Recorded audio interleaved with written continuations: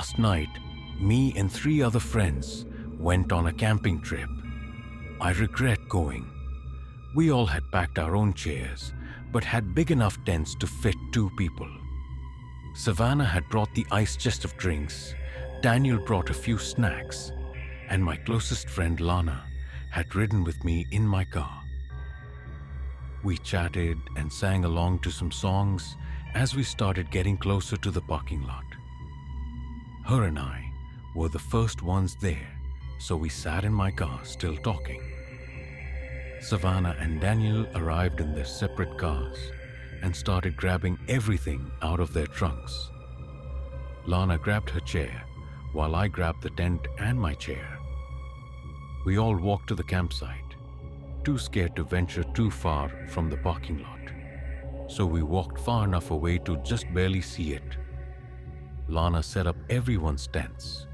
I set up the chairs, while Savannah and Daniel were having their typical sibling arguments over where to put the snacks and ice chest.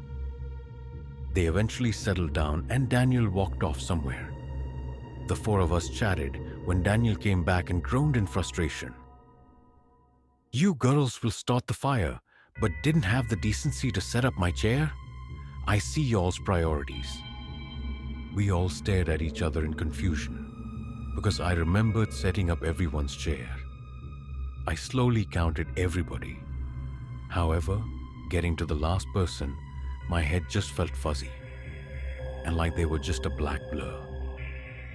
I wiped my eyes and tried again, but my mind kept going blank. I asked Savannah, and she started counting, but with the same result. Daniel huffed in confusion as he realized the 4th chair was in fact empty. As the fire started fading and our conversations lessened, we realized it was time to pair up and sleep.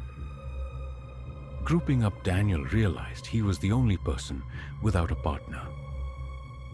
I stole a glance at Lana, and she returned the confused expression. "Don't worry, Daniel. You have that person right there," stated Lana, pointing right behind him. He whipped around so fast, he almost lost his footing. "Dude, Lana, that is so not cool. You can't scare me like that. What the fuck?" yelled Daniel. Lana gave him a terrified expression, realizing what she said, and started mumbling to herself, "I'm sorry. I'm sorry." We all grouped up and I said, "What the hell is going on? Why do we keep counting 5 people when there's only 4? Let's get some sleep. Maybe we can figure it out tomorrow," someone behind me said. Daniel slept with me, while Lana and Savannah slept in their tent. I woke up in a cold sweat to hear Savannah screaming her lungs out. Me and Daniel tore open the tent and ran over to her to figure out what happened. Daniel started shaking her and yelling while I followed where she was looking. "Dude, Daniel, oh my God, what the fuck?" I stuttered. He looked over and let out a loud scream. Lana's head was cut off, hanging by the hair from the top of the tent, while her body remained in her blood-soaked sleeping bag. Daniel grabbed Savannah by the arm and bolted, while me and someone else followed in pursuit. Savannah started prying away from Daniel and ran in an opposite direction. He started yelling after her until her screaming stopped. "Daniel! Who the hell is following behind us?" I panted out. He shot a confused look that soon turned to rage and slowed down. "Keep running. I'll buy you some time." He jumped behind us, pocket knife in hand, while I heard grunts of struggle behind me. It soon died down, and I ran like hell. As soon as I reached the parking lot, I wasted no time lunging into my car and peeling out onto the main road.